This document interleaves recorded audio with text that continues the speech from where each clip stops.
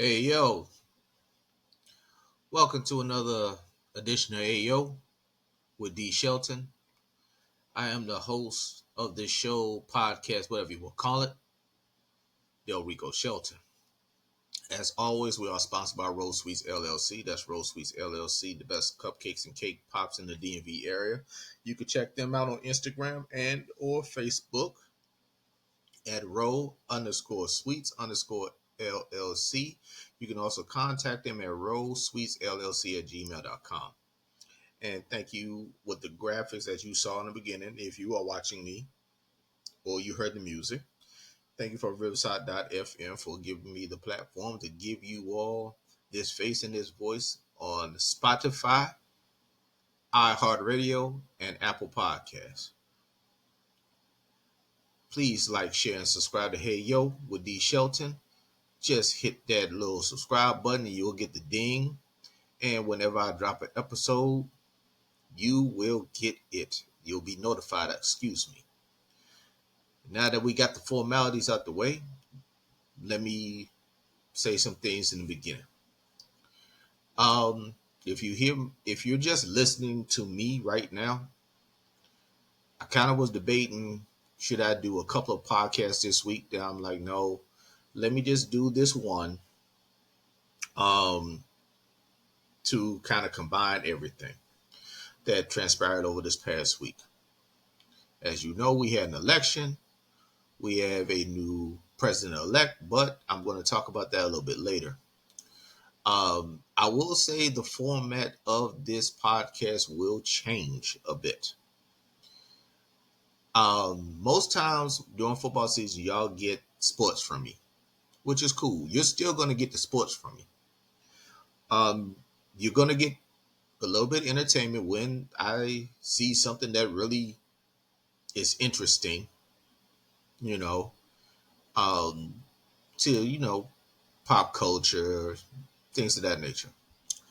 But I'm going to switch the format kind of politically because I'm going to, if you have not noticed or you're hearing my voice, I am a black man that was born in America. So instead of it being kind of like the universal politics and things like that, I'm thinking I'm going to switch to a lot of black issues when it comes to the politics side of it. Yeah, I know. Um, it's going to be interesting because one thing I've noticed in mainstream media, they really mention black people or African American. I prefer the term black. That's just me. When it only kind of suits them. Election times, something tragic happens, things of that nature. And if you're looking at me, yeah, I'm kind of staring into space a little bit, mainly because I'm trying to collect my thoughts. I'm trying to make sure I don't go off the cuff. Um, I'm trying to choose my words very carefully so everybody can understand what I'm saying. Once again, I'm still going to handle United States politics, things like that, but I think it's time to focus on more of black people's issues in this country. It's where my heart is leading me to go right now, especially in these times. So for all my white friends and listeners and things and Latinos and Asians and Native Americans, just everybody. The my alphabet community people. It just seems right to handle things on the black hand side, if you will. If you're understanding me correctly. Um, but and as you can kind of hear in the tone of my voice, I'm kind of somber. We'll get into that part though. There was a lot of stuff to be somber. Um, but let's talk a little sports first. I'm gonna flip the sports thing right now. Normally I'll talk about my Dallas Cowboys first, but not this time. Let's get into the which I think was actually the game of the day, me personally. The Washington Commanders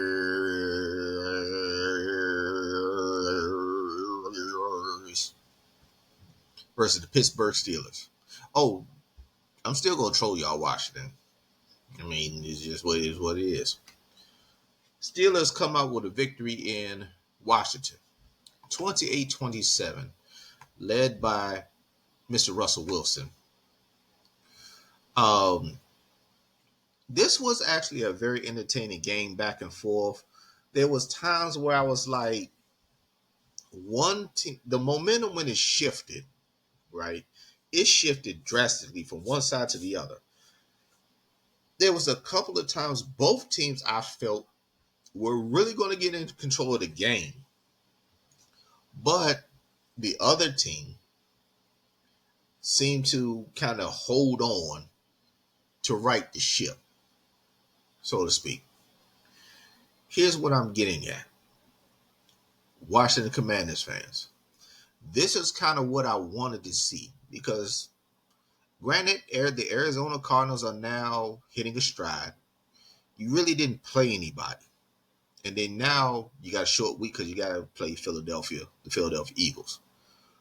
But I wanted to see how you would fare against a good football team. Dare I say it, you handled yourself pretty fucking well. You did. Let me break down some particulars, right? Stat wise, I think it was pretty even. Russell Wilson was 14 for 20 for 195 yards. His average completion was 7 yards. He had 3 touchdowns, 1 pick. That 1 pick was ill-advised because he just threw it up there and hoping his receiver would get it, and it was picked off. He was sacked 3 times. His QB rating was 93.6. Anybody that questioned Mike Tomlin in switching from Justin Fields to Russell Wilson now, yeah, you can cancel that. You can see why. Now, granted, Russell Wilson had 50% completions, which is, dare I say, not good. But when he did complete, he got it into his playmaker's hands. Justin Fields would tend to hold on to the ball and play it safe. Well, Russell will let that thing go. On the flip side, I think Jaden Daniels, unless something drastic happens, he's wrapped up Offensive Rookie of the Year. Jaden Daniels for the Commanders, 17 to 34, 202 yards. His average completion was 5.9. He did not throw a pick. He did not throw a touchdown. He was sacked 3 times. His QBR rating, though, was 68.5, which is kind of weird to me because they both played the same. But I guess because of the touchdown passes that Russell threw, okay. Now, Washington rushing the football, you need your starting running back Brian. You need him because you only had 60 yards rushing. Austin Eckler led the team in rushing, 13 for 44, 3.4 yards to carry, but he had 2 touchdowns. Jerry McNichols, 4 carries for 7 yards. He also had a touchdown. Well, on the flip side, the Steelers had a total of 140 yards rushing. I told y'all over and over again, Commanders fans, you can be ran on. Excuse me. Your defense technically is the weakest of the team. Now, granted, you traded for Lattimore. but he didn't play today because, of course, just like throughout his career, he's nicked up. No harm, no foul.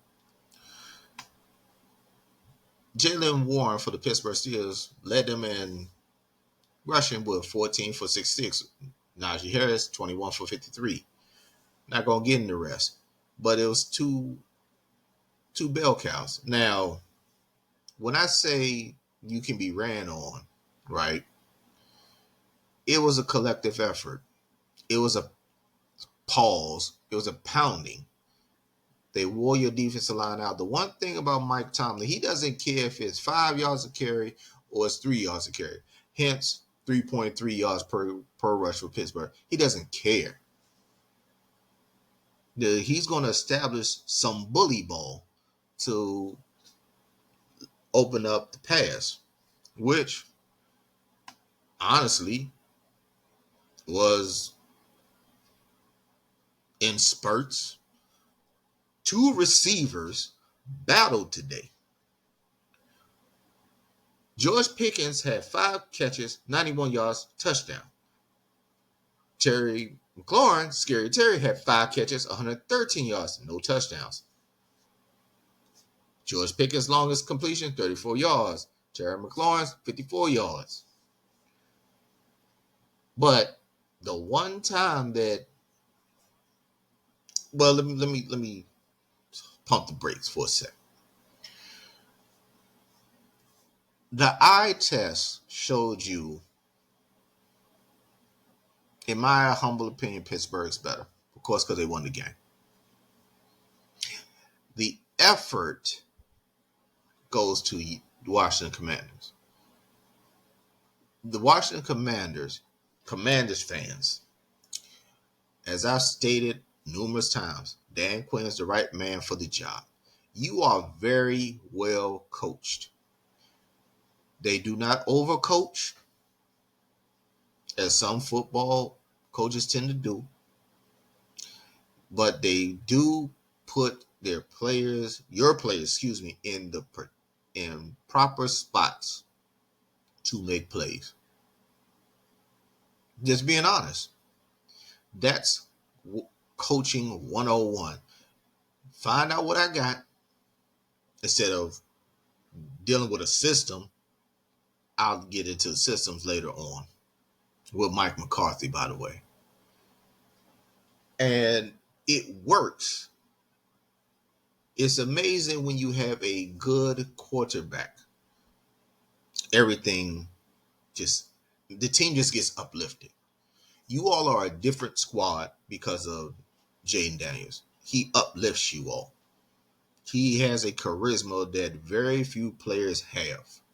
And as a Cowboy fan, we got to deal with this dude for at least a decade. God damn it. Here's what I'm getting at with the rest of the game, though. Beautiful game, back and forth. I was like, now, you know me. I'm not going to root for y'all. I'm hoping Pittsburgh win. But the way the game was going, like I said, the even flows are like, if Washington makes one more play, if Jaden Daniels can make one more play, this could change the whole outlet of this game, period. But he couldn't do it. When Pittsburgh needed to play defensively, they got it. Whether it be a deflection, whether it be a sack, whether it be a QB pressure, which, again, I don't understand. Maybe this also goes to coaching with Mike Tomlin, who, me personally, is the second best coach in the NFL next to Andy Reid. 2 more wins and Pittsburgh gets another win in the season, and Mike Tomlin has never had a losing season in his football career. Coaching career, I should say. Head coaching career, I should say. Be more specific. One more play. See, what I'm getting at is when Lattimore comes in, right, he's going to take the number 1 receiver, which would have been George Pickens. Now, St. Jude, he can handle the number 2, but I don't think if you got a real elite number two, he's going to get had because Mike Williams just got into town basically Tuesday. Well, that was the trade. That was the trading deadline. So let's say, sake of argument, Wednesday. He had one catch, but it was the game winner. 32 yards over St. Jude, who basically got beat off the line of scrimmage. I do not know what he was looking at or thinking. What was he looking in the backfield? I think so. This is for young cornerbacks. Stop doing that. Find your receiver, whether you're in man or zone. Mind your business until you know that receiver is in the next person's zones, who after that point is not your responsibility. But he got burnt, but it was man to man, and he gave Mike Williams a cushion. Mike Williams did one, he didn't even really have to do the the in and out. It just was one step, I'm gone. Russell threw a beautiful pass, floated right there, 6. Justin Fields, I admit, and I'm a Justin Fields fan, he can't do that.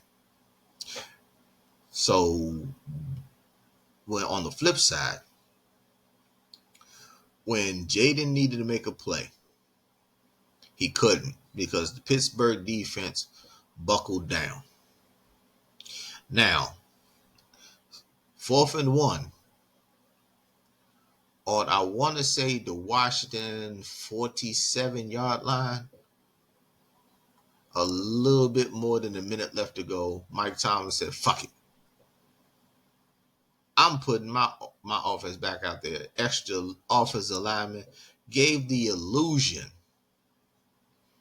of we're about to run this. We're going to win this thing right now, or you have a chance to make a couple of passes, kick this field goal, walk off, and y'all go home. But hard count.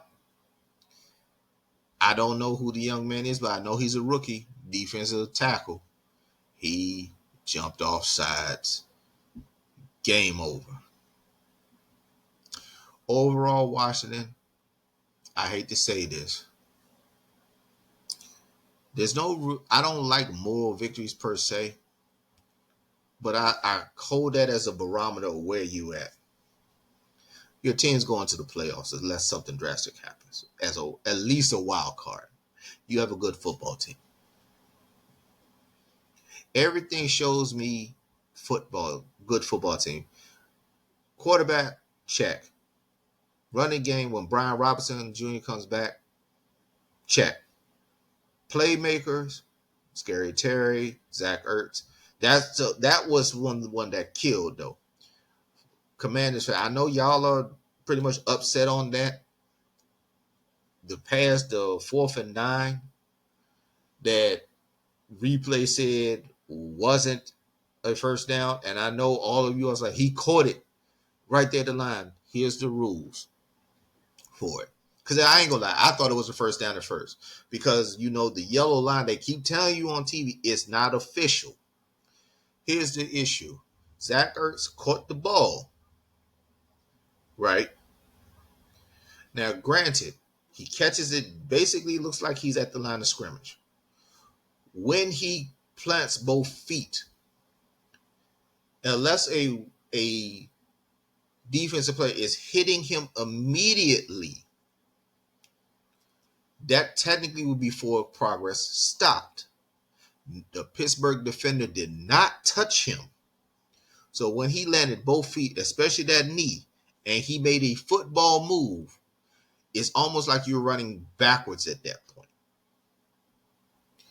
And then both Pittsburgh Steelers defenders converged on him. His knee was already down. I'm reminding you of that. At that point, play over. No first down. Damn for y'all. Overall, though, the barometer right there, you're a good football team.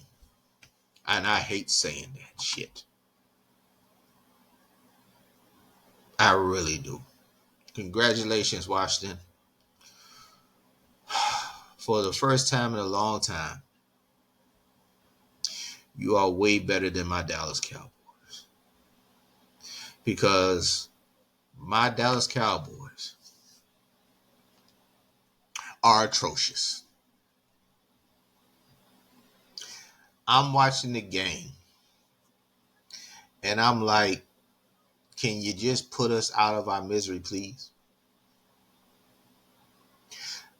What I'm getting at is the Philadelphia Eagles destroyed the Dallas Cowboys, my Dallas Cowboys, 34-6 in Jerry World again. The Dallas Cowboys have not won a game at home since last season. I would say my Dallas Cowboys, they're not the worst team in the league, but if you would say a bottom 5 team, Dallas is that right now. No Dak Prescott. He may be gone for the year. Dak is trying to get several different opinions before he finally says, all right, I'm going to have the season-ending surgery on my torn hamstring. Dak, just go ahead and have the surgery. The season's over. For all the Cowboy fans that I will say are delusional when they say Cooper Rush is better than Dak. You saw now today, firsthand, what Dak Prescott has to deal with. Let me repeat myself again. You saw today, firsthand, of what Dak Prescott, Dakota Rain Prescott, number 4, who was second in MVP voting last season, has to deal with this season, or until he says get the surgery, because he's going to have another person look at his hamstring in New York tomorrow. Why? I don't know. Get the surgery over, bro. This season is over. The reason why I say it's over, and I can't really fault the Dallas Cowboy defense per se in this game. All right. The reason why I'm going to say that, because in the first half, they held their own. Now, as a collective unit, the Philadelphia Eagles today ran for 187 yards, right? But it's misleading. Here's the stats. Saquon Barkley, 14 carries, 66 yards, an average pop of 4.7. Okay? Kind of sort of held him in check. Congratulations, Saquon Barkley. This is the first time you ever beaten the Dallas Cowboys. Yes, I just said that correctly. Saquon Barkley's never beaten the Dallas Cowboys. Remember, Dallas Cowboys have pretty much a 4-year winning streak on the New York Giants. That may end this year, by the way. Will Shipley, 9 carries, 34 yards. Kenneth Gainwell, 7 carries, 30 yards. Here's the caveat. Jalen Hurts, 7 carries, 56 yards, rushing touchdowns of 2. Dallas Cowboys had a decent game running, which was 24 carries as a team for 97 yards at 4.0 a pop. Rico Dowdell, 12 carries, 53 yards, 4.4 a pop. Trey Lance, yes, I just mentioned Trey Lance, 3 carries, 17 yards. CD, 1 rush for 3 yards. Stop doing this goddamn reverse now, please. This jet sweep don't work. They know it's coming, Mike McCarthy. I know when it's coming. Ezekiel Elliott, 6 carries, 22 yards, 3.7. I'll get into Zeke in a sec. Here's where it really shows how important Dak Prescott is. Jalen Hurts, 14 for 20, 202 yards, 10.1 a completion, 2 touchdowns, 1 pick. Notice I said Jalen Hurts has had a decent game. He was sacked 5 times, all in the first half, by the way. His QB rating was 115. The first half, the Dallas Cowboy defense did their job. Dallas was only down 14-6. Michael Parsons had a sack fumble. Overshown had a sack. He missed a crucial, what would have been a sack that led to a Philadelphia touchdown when Jalen Hurts got out the pocket. Trayvon Diggs had a pick, and he picked Jalen Hurts in the end zone. All these things you would think that Dallas would be winning the game, right? Nope. The offense is abysmal.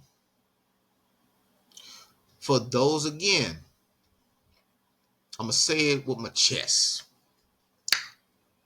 That Cooper Rush is better than Dak Prescott. We can win games more with Cooper Rush than Dak Prescott. Ladies and gentlemen, that's a bunch of bullshit. Cooper Rush, 13 for 23. No picks, no touchdown passes. He was sacked once. QB rating was 61.7. He only threw for 45 yards. 2 yards per completion. Now, I mentioned Trey Lance. Trey Lance got in the game basically midway through the third quarter. First, they did a package for him. I don't know what the fuck that was about. Then they brought Cooper Rush back in. And what do you know? Cooper Rush fumbles.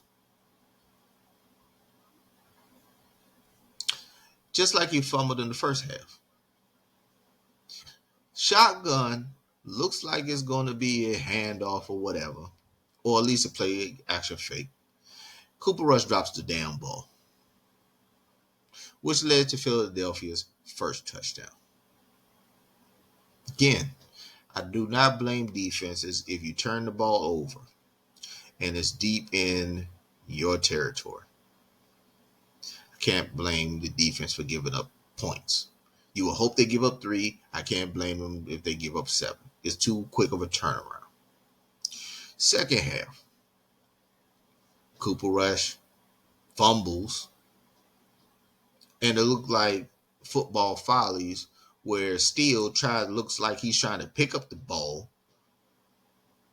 It hits my boy, number 40. I can't think of his name. Our fullback. He kind of pushes in his foot instead of Steele just jumping on the football. Nah, he wants to try and pick it up.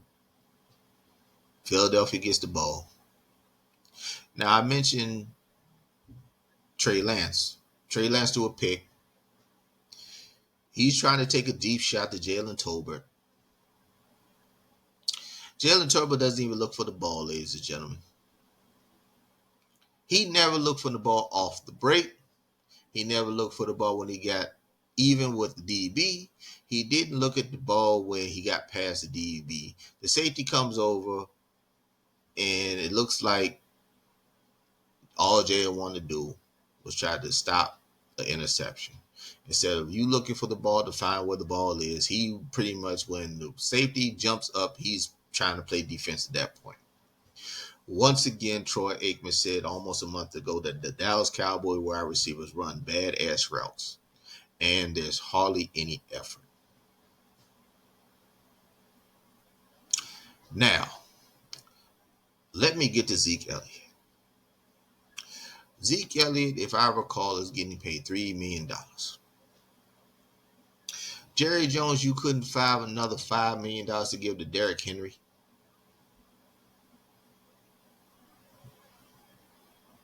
I'm serious.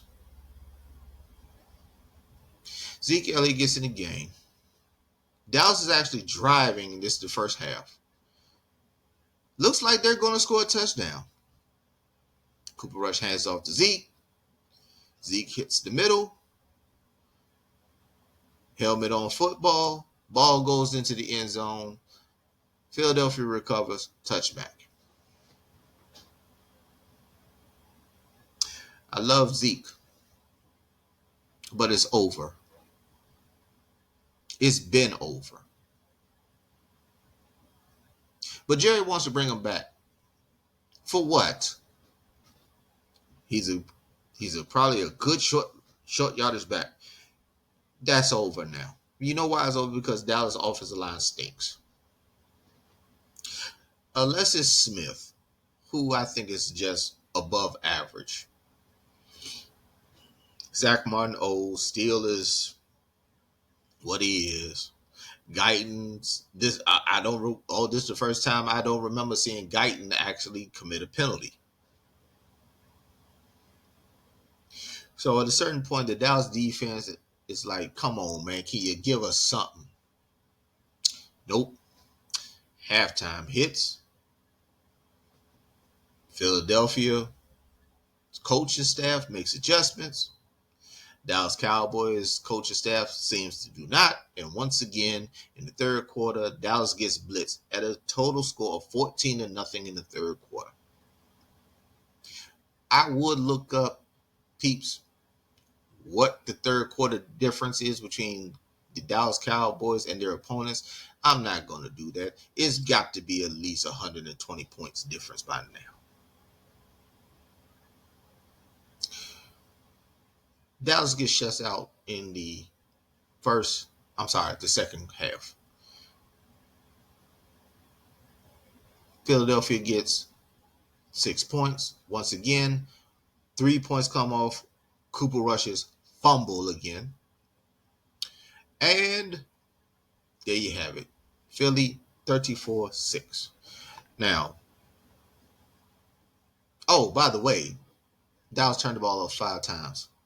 Notice I said Cooper Rush twice, Zeke once, and I can't even technically blame Trey Lance. I can't.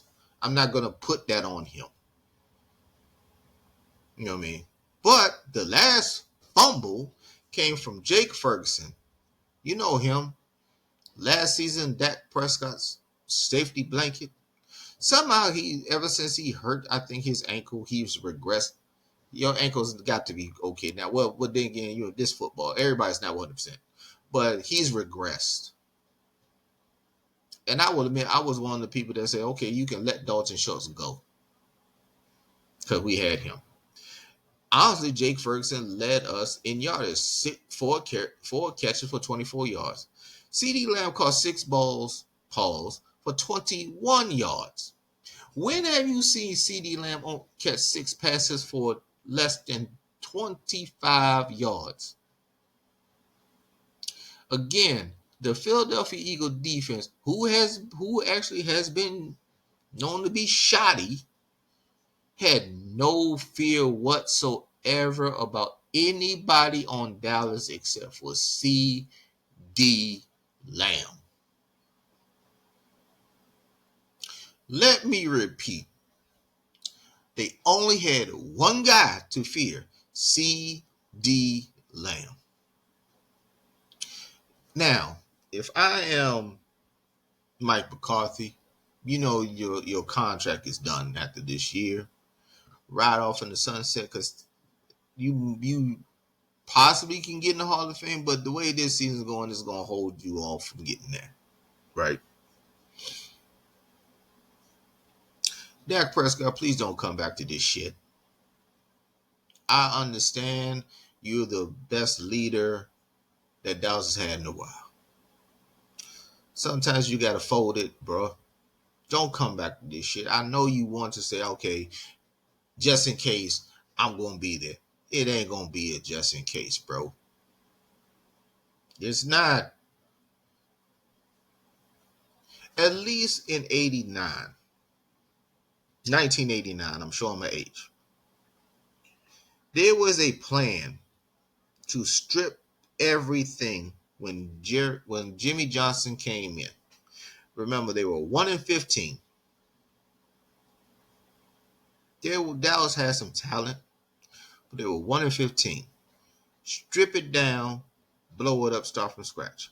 Dallas right now can't even technically blow it up because Jerry Jones has mishandled so many players and the cap so much that Dallas actually is cash strapped, because if he would have signed Dak Prescott and CD Lamb pretty much after this last year's season, Dallas would have had at least $20 million of cap space.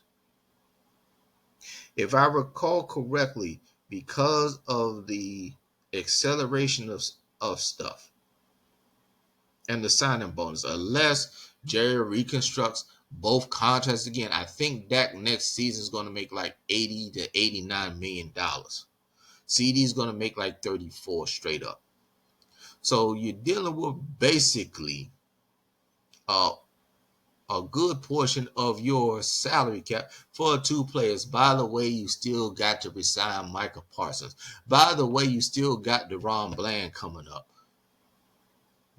Why? And then when the trade deadline comes, you go get a fourth round pick, Jonathan Mingo, who, by the way, didn't even play today. What the fuck are we doing? I don't know anymore. I got Cowboy fans like Del Rico. I never seen like this. I saw this shit coming. Now, granted, I predicted in the beginning of the year Dallas would be 12-5 because I was hoping with Dak, CD, Jake Ferguson, Brandon Cook, who shows that he's missed way more than everybody thought. Get well soon too, bro, because beginning an infection off of surgery is wild. And you're hoping that the defense can at least be comparable. I forgot that Mike Zimmer is not the Mike Zimmer that we had as defense coordinator way back when. That was kind of a nostalgia thing to me. I forgot that the last 2 years with Mike Zimmer was a head coach, his defenses were in the bottom 20s. This team is still light in the ass. Overshown is the only one that has popped every single game. Pause. And he got hurt today. I'm hoping it's not an ACL from him. Injuries have killed Dallas. That shows Dallas has no depth. And also, there's no offensive weaponry. How many times are you going to restructure Zach Martin's contract? Jerry? You're already talking about restructuring Dak Prescott's and CD Lamb's contracts already. That means there's going to be more money that you're going to fit at the back end. You got to, like I said, sign Micah. How about DaRon Bland? You're probably going to have to end up letting DaRon Bland go. Because I think Trayvon Diggs makes anything between 16 million, between 12 and 16, something like that. You got Hooker, who's a good safety, and Donovan Wilson, who can't cover nothing. But you keep having him in situations to cover tight ends. I don't get it. Now, mind you, like I said, the first half, Dallas had 5 sacks. They were energetic. Well, if you got an offense that only generates as a total team, passing-wise, and I've never seen this in my 40-plus years of loving my Dallas Cowboys. I have never seen a total combined game where not one but two quarterbacks only throw for 49 total yards. What the entire fuck?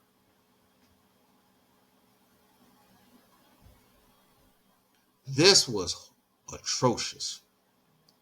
And I blame one man. I can't even blame Mike. I blame Mark McCarthy 20% because you lied and said when you got rid of Kellen Moore, who, by the way, was smiling on the sidelines as a revenge game, by the way.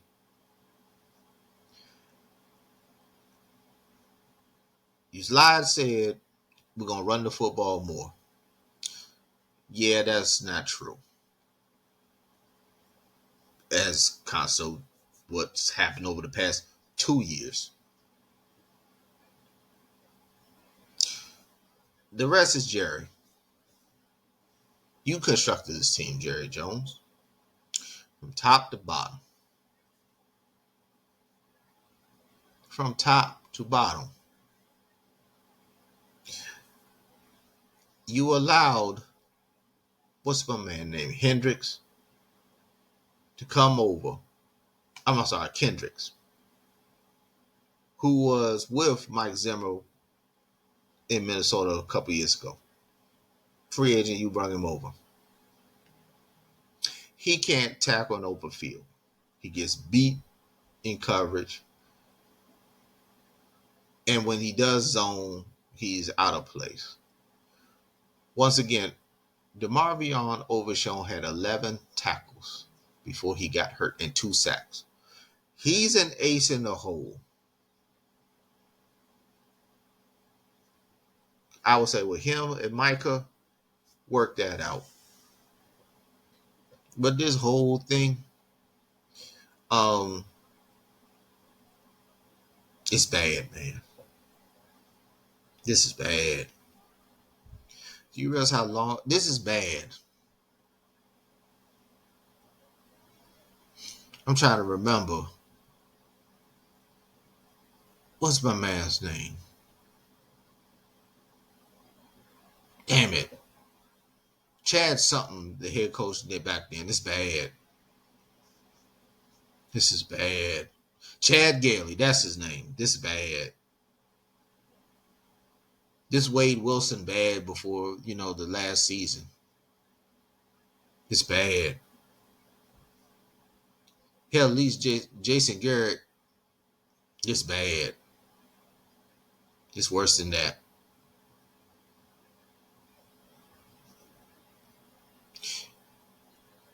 And I have no faith in you whatsoever, Jerry, that when Dallas has a top 5 pick, worst case scenario, top 7, that you're going to fuck this up. Again, you traded a 4th round pick for Jonathan Mingo. This is how I know you don't know what the fuck you're doing. You remember Amari Cooper, that guy? You traded the 1st round pick to get Amari Cooper. Then you traded him to Cleveland for a 5th rounder. Buffalo got Amari Cooper for a 3rd round pick. Let me see if I can find, because Buffalo played today, and by the way, Buffalo smashed Indianapolis. So let me see if I can find Amari Cooper's stat line before I go to the next topic real quick. Amari Cooper.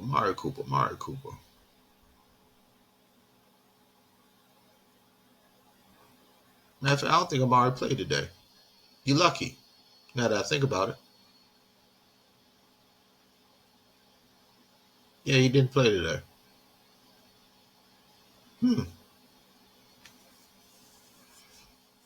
But I know he scored a touchdown in the first game he came back.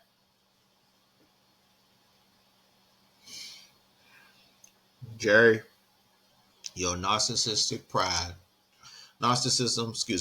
and your pride have destroyed my team. It's been almost 30 years. Next year, 2025, well, when the season technically goes to the playoffs next year, that would be 30 years officially since the last time the Dallas Cowboys won a Super Bowl or been to the NFC Championship game.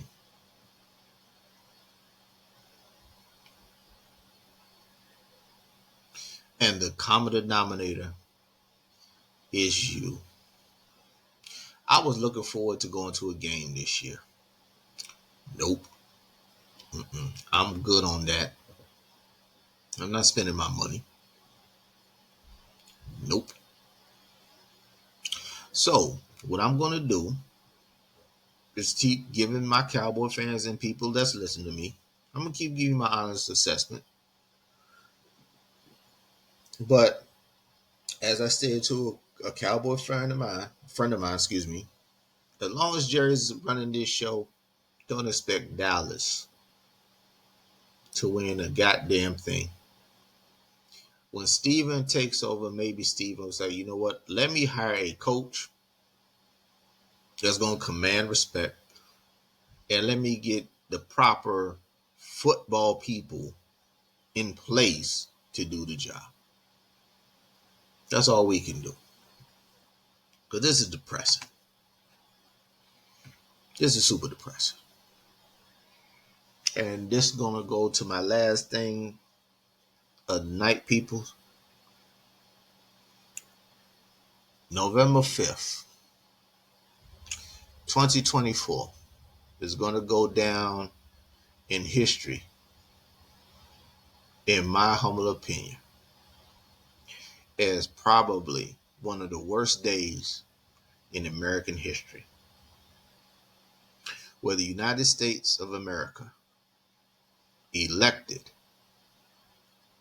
Donald J. Trump to become the 47th president of the United States over Kamala Harris, the vice president. So Donald Trump will be inaugurated, January 20th, 2025. America has elected a 34 count felon liable for sexual assault, habitual liar, cheat, because he cheated on every last one of his wives. And I'm closing my eyes because I'm trying to collect my thoughts. Like I said, cheated on every last wife with the new wife, cheated on his latest wife with a porn star. Melania didn't even look happy when she showed up when it was called that he won. That woman's miserable. You could see it in her face. A man that's broken up unions and refused to pay employees. Then when they sue for their money, because he is a multi-millionaire, some say billionaire, he holds them up in litigation, and eventually they have to drop the suit or go broke. He's lied on the record at one point, I think the Washington Post or some newspaper. If I'm wrong, I apologize. Over 30,000 times in front of people. He's held classified documents in his bathroom after the presidency. That's right, classified documents in the shitter. He incited an insurrection on January 6th. He caused at least 1 million Americans to lose their life because of his response to COVID, which became a worldwide pandemic. And this man, as you've heard me play certain sound bites, especially last week, led basically a Nazi rally on MSG a week before the election. He has said they're eating the cats and dogs, speaking of Haitian immigrants. on live national TV during the debate with Vice President Kamala Harris. He has discredited and dismissed and insulted the Latino community. Remember, when he first came, he said they're sending the worst. They're sending the murderers, rapists, and drug dealers. When statistics show about 15% of all fentanyl comes from illegal aliens. The rest are actually Americans in ports that brings that shit over. Yes, it comes through ports, not through the southern border. He tried to constitute a Muslim band. Remember that? He threw paper towels at the beautiful people of Puerto Rico. Yes, Puerto Ricans, are Americans, you dumb motherfuckers. And I'm speaking to MAGA, GOP, and Republicans. As far as I'm concerned, you all one the same. You all MAGA. He threw paper towels at them. The UN and other nations, when he shows up for conferences, they laughed. One of the elected officials in Scotland actually said America has elected a convicted felon. Truthfully speaking, Donald Trump cannot go to Canada, Mexico, the United Kingdom, Australia, and other sovereign states because he's a convicted felon. They do not allow felons in their country. But this is the man that America has elected for president. A man that appointed three, not one, not two, but three Supreme Court justices that's right in front of the Senate, said they're not going to touch Roe v. Wade, and they touched it, said it's going back to the states, and many of a woman right now, because they cannot get an abortion or they're miscarrying, have died or near death or cannot have children because the doctor was too afraid in southern and red states particularly to give the woman their health needs so they can either save their life or prevent them from bodily harm and or so they can have children again. It's already coming out with Project 2025 that a lot of the blabbermouth officials that's under them say, yeah, we lied all the time. We're going to try to implement it. The Senate now is Republican, MAGA as far as I'm concerned. As I'm recording this right now, the House of Representatives is still technically up for grabs, but it looks like MAGA is going to win that.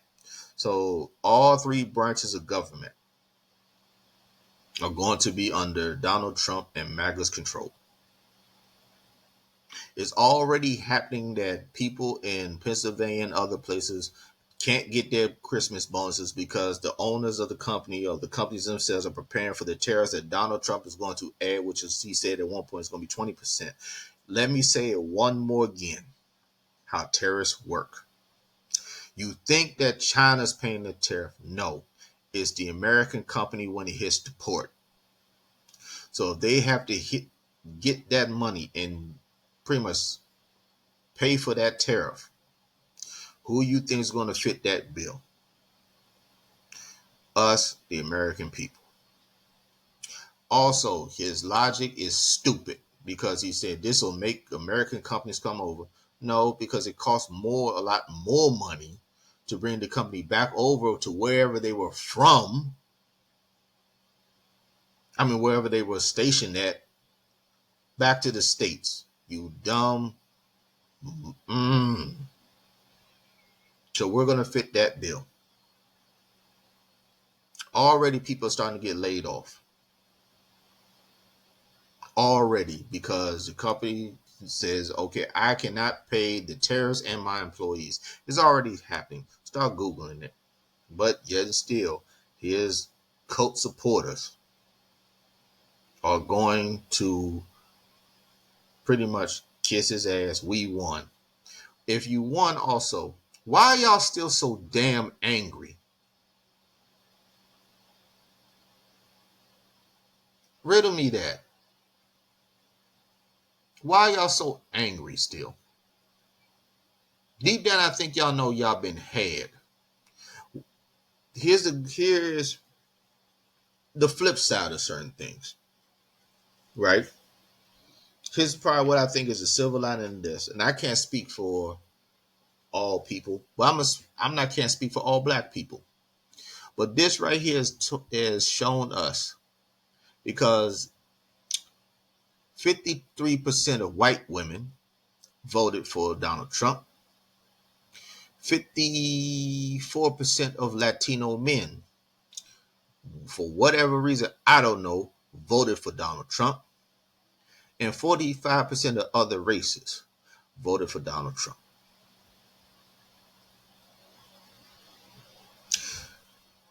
93% of black women voted for Kamala Harris.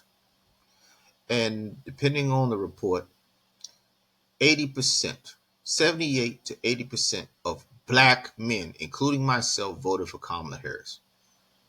If you round the shit up, 86%, which the mass media has been saying more black men are coming over. No. Coming over to the Republican side. No. 86%. I'm going to say it again. 86% of black people who are registered to vote, who voted for Kamala Harris. In other words, we did our black job.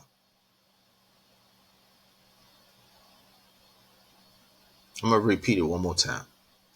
We did our black job. Our so-called people of color that's supposed to have our back with these situations, apparently not. So what the black women, my sisters, decided to do for the next 4 years is we didn't even have to say anything. The sister said, we're done. You fix it. And the brothers like myself follow suit with the sisters. We're done. You fix it. Because for over 400 years, we've been in this country. We've been slaves. We've been oppressed. We know what we're seeing. We know what we're talking about. So if you all want to trust that type of a person with the country, we out. We're done. We're going to live our lives. We're going to figure out and live the best way we can. Here's the thing, and I'm going to say this disrespectfully. If you voted for that man, leave me alone. We can't. Why can't we have a difference of opinion? Because you voted for that man. I know some people right now that's hearing my thing that I know voted for Donald Trump. And I'm talking directly to you. All of you. I'm going to ignore your texts. I'm going to ignore your calls. Because I want to see your face when the shit hits the fan. They already are working on denaturalization for immigrants. Let me say it again. Denaturalization. So that means if your mama basically was not an American citizen, they rounding your ass up. Now, people think it's just Latino, and that's what's baffling to me because you think you're safe. No, it's all immigrants. Once again, if your mama was not an American citizen, or in some cases your daddy, regardless if you have a child or not that was born in the United States, they're going to round you up and send you on your merry way. He was not joking about mass deportations. So you fucked yourself. The pro-Palestinian movement. Let me get on y'all. And normally I will be finished by now, but this is important to say with my time. You fucked Palestine. Palestine was telling you we want Kamala. You went on this bench because she's part of the Biden administration. And y'all would nickname him Genocide Joe. She's part of his administration. Let me reiterate. The vice president has no power, no real power.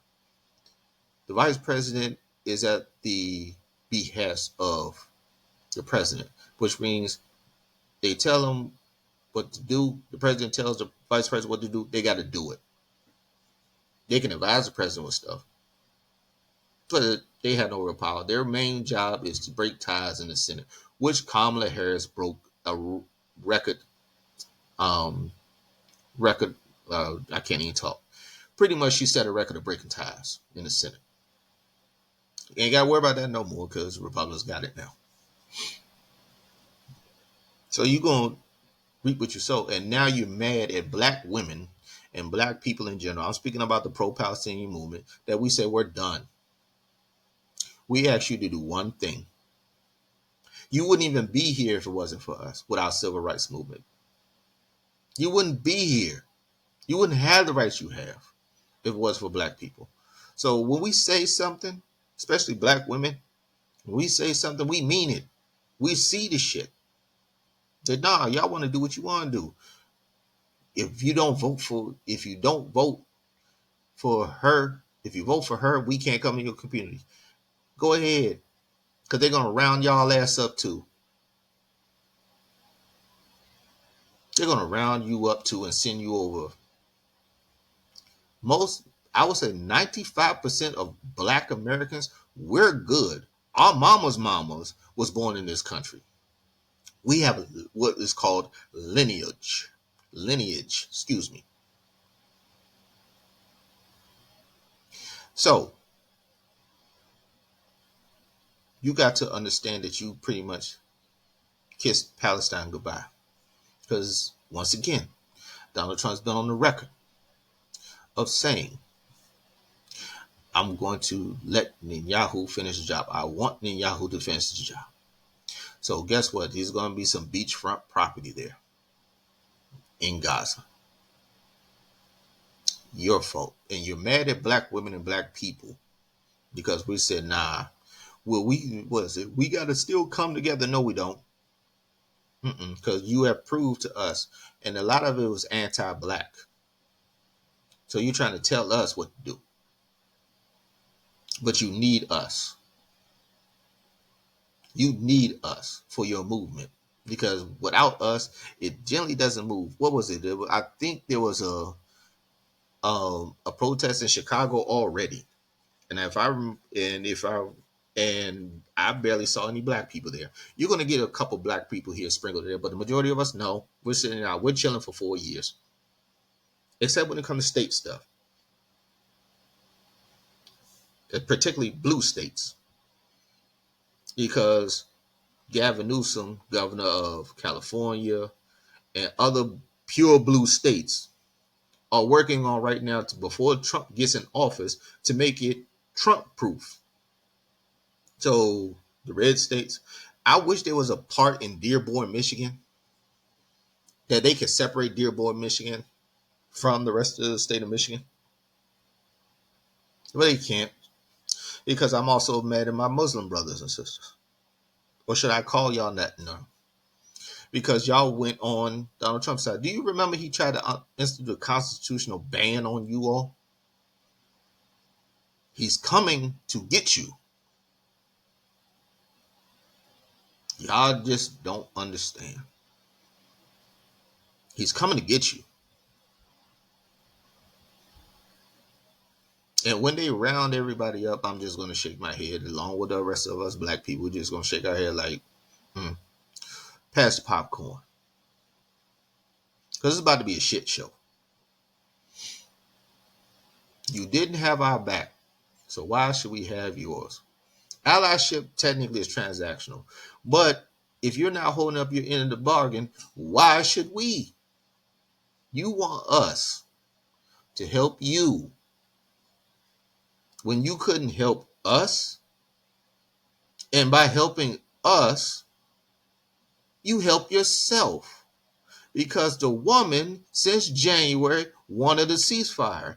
If she gets in office or would have gotten office, guess what Netanyahu has to do?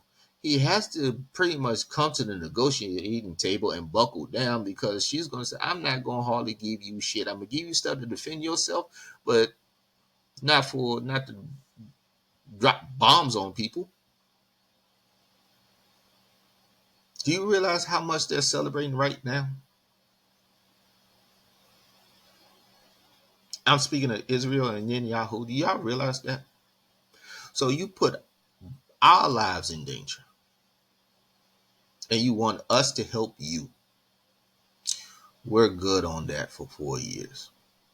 We might be good on it, period, because now, and this is for every other person of people of color and white women. Y'all wearing blue bracelets now to say we're the good ones. This ain't about you. This is what's this part of the problem. You are also performative. There's no solidarity. Girl, it wasn't me. Muhammad Ali said something long time ago. If there's 10,000 snakes at the door, and 1,000 snakes said they're not going to bite him, you want him to open up the door so he can let all the 10,000 snakes in and hope that the 1,000 snakes will pretty much make a circle around him. And I'm paraphrasing, so he doesn't get bit. In other words, he don't know who's who. Don't y'all also know that's kind of dangerous for you all? So if you're wearing a blue bracelet and these MAGA dudes are crazy, you can figure it out. Also, you don't have control of your body anymore, white women. Yeah. They're also one other thing. They're coming. It's a thing called no fault divorce. They're coming. It's coming. It's in Project 2025. If you don't know what no fault divorce is, that means the dude could pretty much whip your ass, and you want to divorce him, it ain't happening. He abused you, ain't happening. He abused your kids, and it ain't happening. It's at this point, is your body his choice. That's what they're joking about right now. Oops. The contraceptives for you all, they're coming for that too. Clarence Thomas said that, and he's a Supreme Court judge. Do y'all realize what y'all have done? Pretty much, let me be a little bit more harsh. I don't think you get it. Technically, if you marry a white man, he owns you.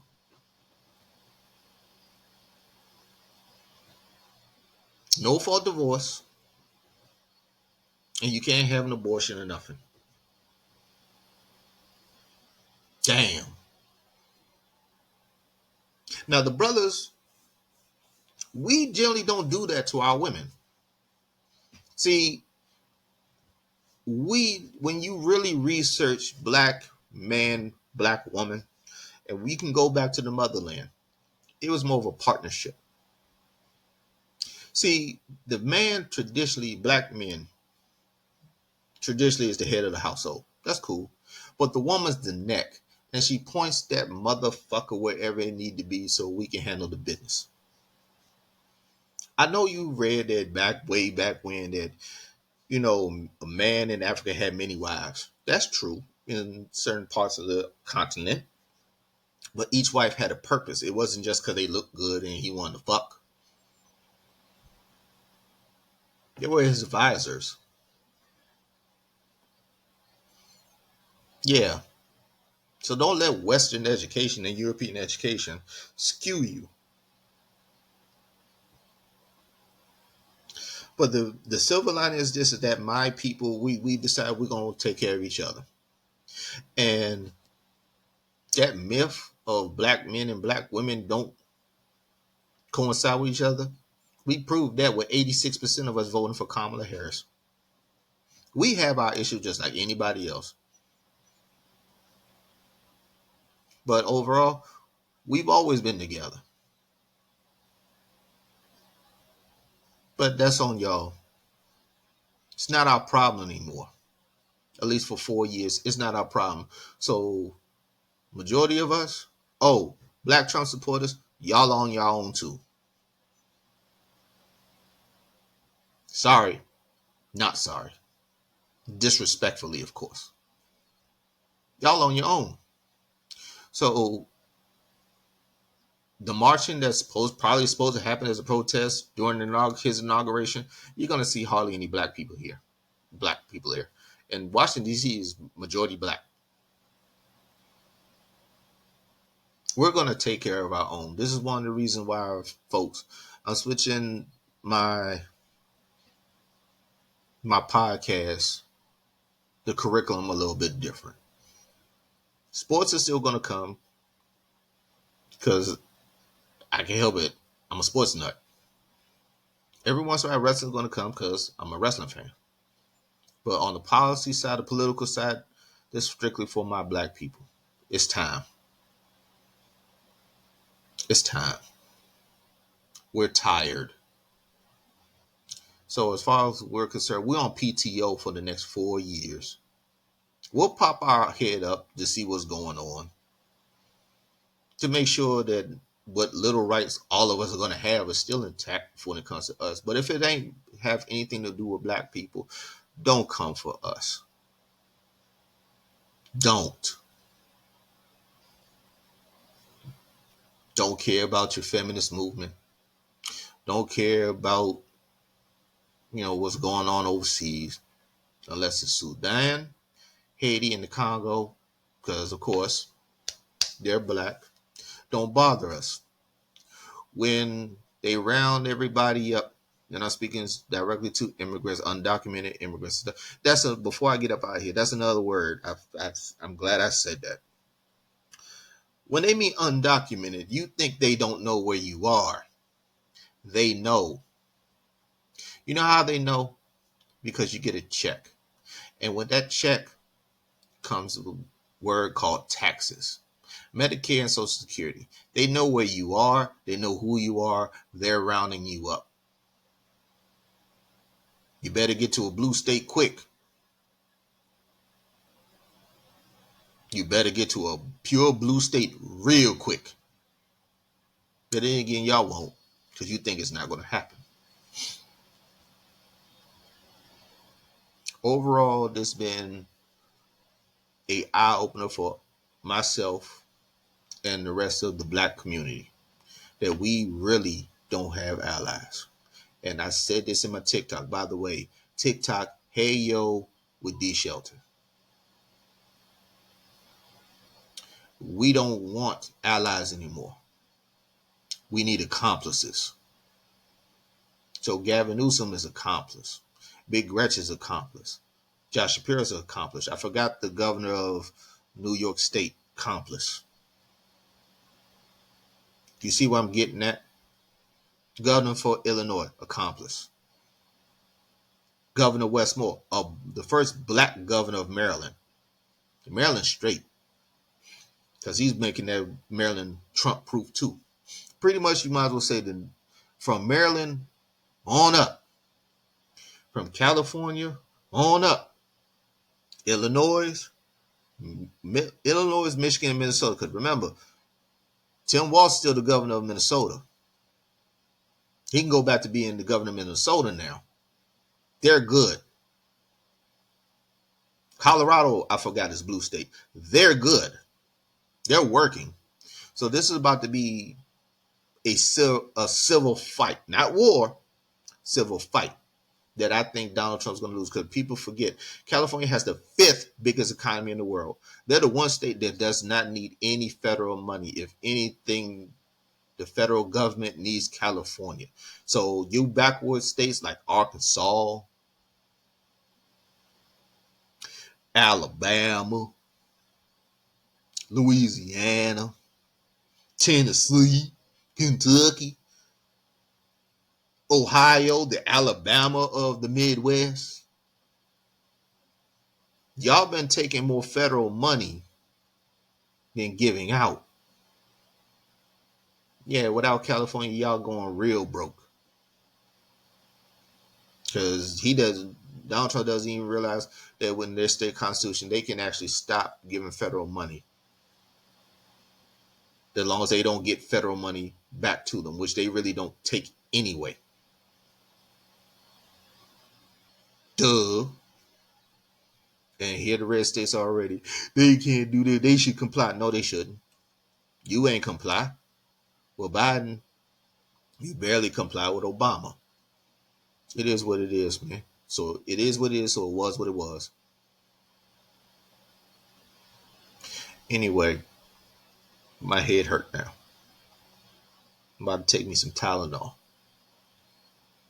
But I am going to laugh at all the shit show. Because as for me and my fellow black women and black men, we're sitting out for 4 years. Fix this shit yourselves. We're divorcing America for 4 years. You can have the kids. You know what I'm saying? The Latino community, other people of color, white women, you can have the kids. We'll pay our child support, our taxes. Well, like I said, we'll come up and visit from time to time, picking up. You know what I'm saying? Like I said, come over when we go see the football games and stuff like that. Hey, how you doing? Blah, blah, blah. But we can go on basketball games, stuff like that. You know what I'm saying? When we come to visit, family reunion stuff, you know what I mean? That's basically California, New York State, Illinois. You get the drift. Well, we're done. We're tired. Fix this shit yourself. As always, I want to thank my sponsor, Rose Sweets LLC. That's Rose Sweets LLC, the best cake pops and cupcakes in the DMV area. Small based business out of Southern Maryland. You can reach them if you want to make an order at Rose Sweets LLC at gmail.com. Once again, I'd like to thank Riverside FM for giving me the platform to give this face and this voice to the people. You can find me. Please like, share, and subscribe to Hey Yo with D Shelton. You can find me on Spotify, Apple Podcasts, and iHeartRadio. You can also find me on my social media account at Hey Yo exclamation point with D Shelton on TikTok. Also, you can do that on Instagram. I don't post much on Instagram, so TikTok will be better. And as I always say when I leave, especially in today's time, because come January 20th, especially January 21st, 2025, shit's going to hit the fan. And as black people, we're just going to watch the shit show. So from now until then, as I always say when I leave, may Father and ancestors take care of you, your loved ones, and anybody else you care about. Because God damn it, we going to need it. Well, you all going to need it. The black community will be fine. I see y'all when I see y'all. Peace.